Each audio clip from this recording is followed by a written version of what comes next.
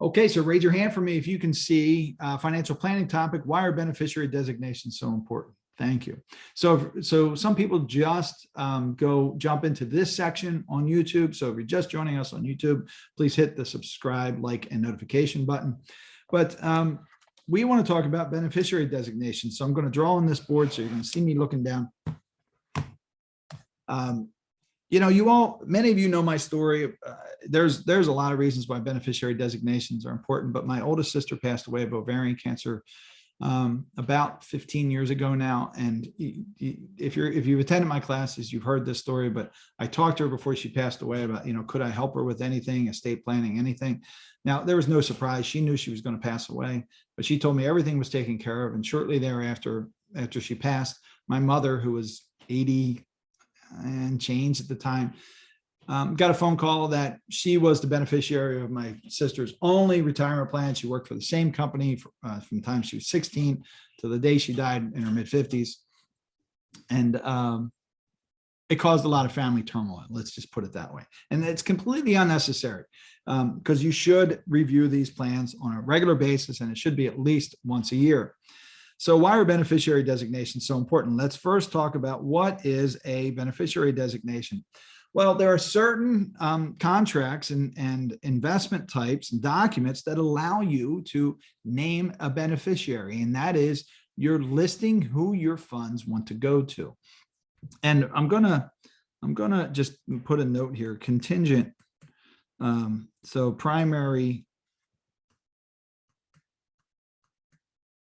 I know that's hard to read. I thought this note situation was better now with this new pad, but so it's when you note who, or write down, designate formally on a document where you want your funds to go. And you all know this. You can say, Joe gets 50% and Jane gets 50%. And you can, and if you have $1 million, then Joe gets 500,000 and Jane gets $500,000. Really, really simple.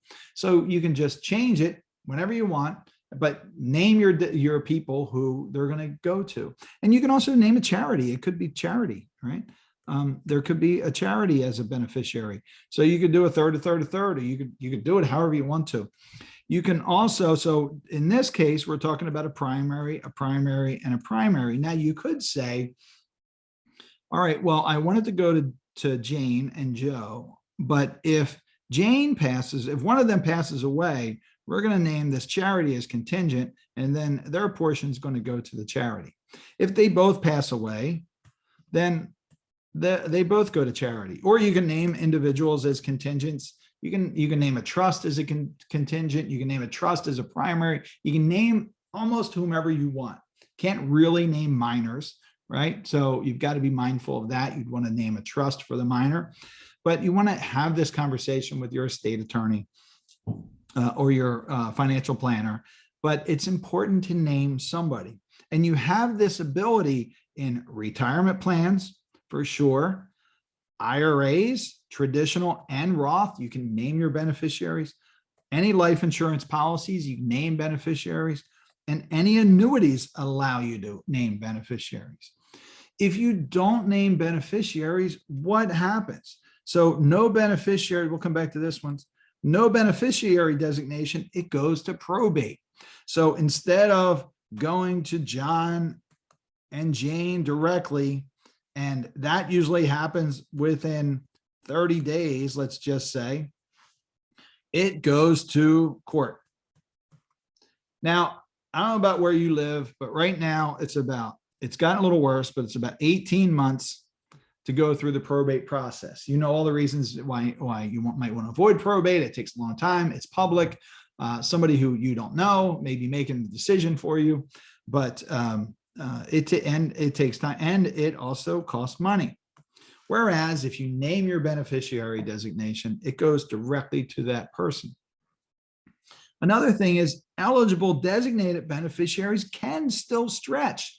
We talk about with the Secure Act, the death of the stretch IRA. The stretch IRA allows you to take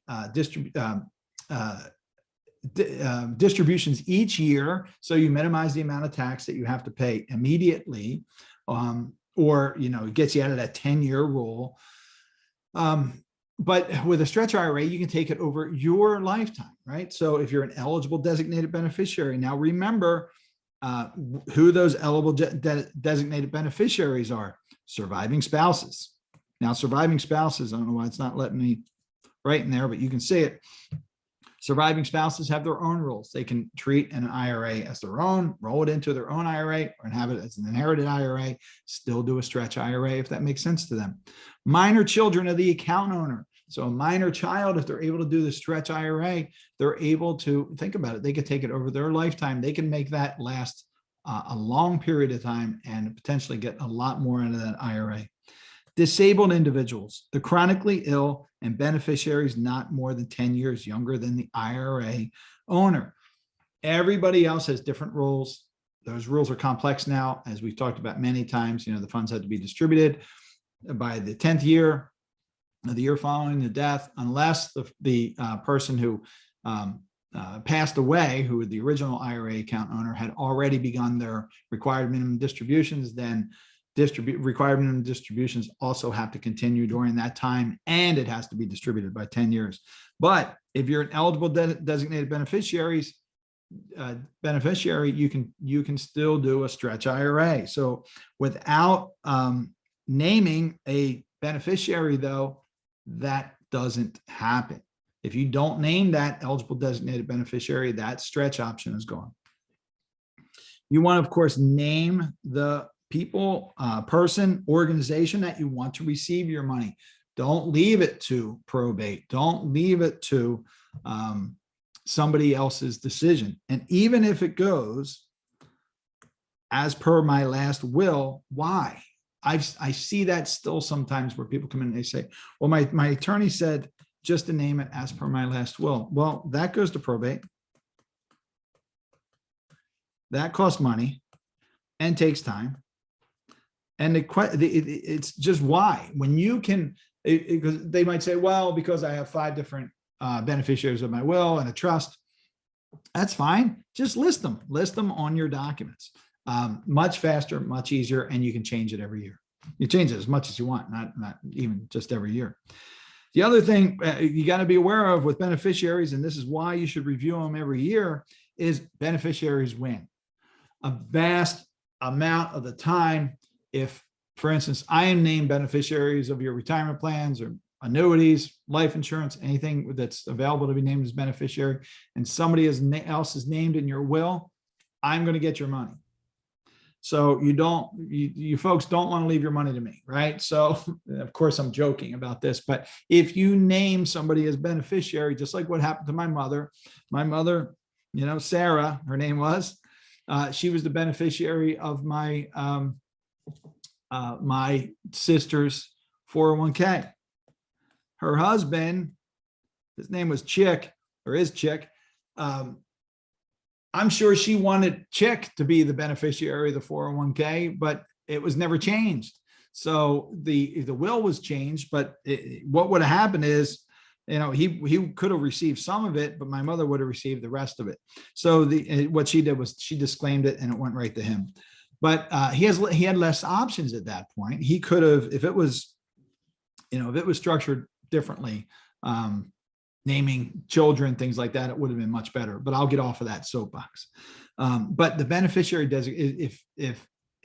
if it goes to court, it's likely that the beneficiaries are going to win highly, like in the high 90s. That beneficiary designation is going to win over a will, right? Many people think that, well, it says this in my will, so even if I don't have a beneficiary designation, well, I'm sorry, that would carry to the will. But even if I have my ex-husband or my ex-spouse, the will's going to beat that out. No.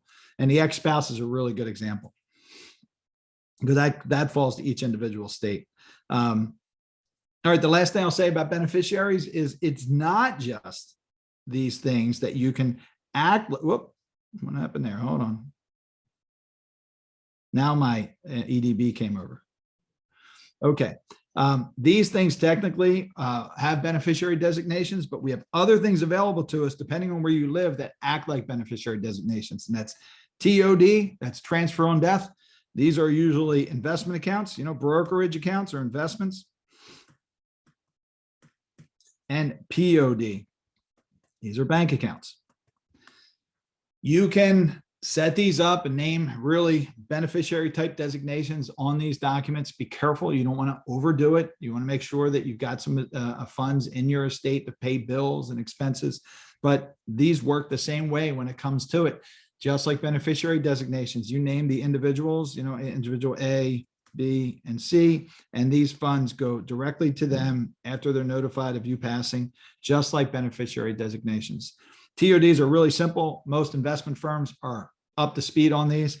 PODs are a real pain in the neck because you're going to go to the representative of the bank and you're going to say, I want to add a POD or a payable on death designation to my account. And they may say something like, oh, we used to do those. I don't think we do them anymore, or I'm not sure how to do that. So you might, it might take you some time, but I don't know any institution, any bank that doesn't offer it. Okay, that is a brief overview of beneficiary designations and why they're important. You don't, avoid it going to probate. It's not the worst thing in the world, but it's unnecessary for things that are able to pass via beneficiary designation. Just identify who you want it to go to and how you want it to go. So what percentage, what amount, who, very, very simple. And you should review it how often? Folks, you should review it every single year. We review it with our financial planning process every single year. We have a checklist. We write it down. We review it with the client. We make sure that it's right. We see people make changes all the time, or think something's omitted. They say, oh, I didn't think it was that way. It's so, even people we've worked with for years, they'll look at it and say, oh, you know what? Yeah, I don't want it that way anymore. Or I thought it was a different way. So let's make it this way. It's vitally, vitally important. So review it every single year, have it part of your process, upload it into your vault, make sure you have it, make sure you understand it, and stay on top of it. All right, we have a question as we're heading out. Let me find my cursor. PODs are not needed for joint bank accounts. Well, Doug, it depends. So a joint bank account is going to go to the person you have the joint account with. Some accounts will allow for a POD on a joint account. I don't know of many, but what you'd want to do is when you become that one individual who owns the joint account, and that's usually when you're talking about spouses. There are considerations to take into account for adding a non-spouse to your account as a joint holder, such as tax, liability, etc. But when you're talking about spouses, for example, if you and your wife are a joint account and you pass away and now your wife is the only account owner, she would automatically, be able to take over that account, depending on how it's jointly structured. Then your wife could name payable and death designations, right? POD designations. So good point. All right, folks, that's it for today. We went over the slot updates. We went over some market updates. We talked about the importance of beneficiary designations. I hope you learned something today. I look forward to seeing you next week. Yes, we will have our webinar next week. And I guess for the rest of November, even though it's Thanksgiving, that all happens at the end of the last week. Have a great week. If you need anything, reach out to us. Please take a couple minutes to answer the survey. I'd appreciate it. And take care of yourself. Bye-bye.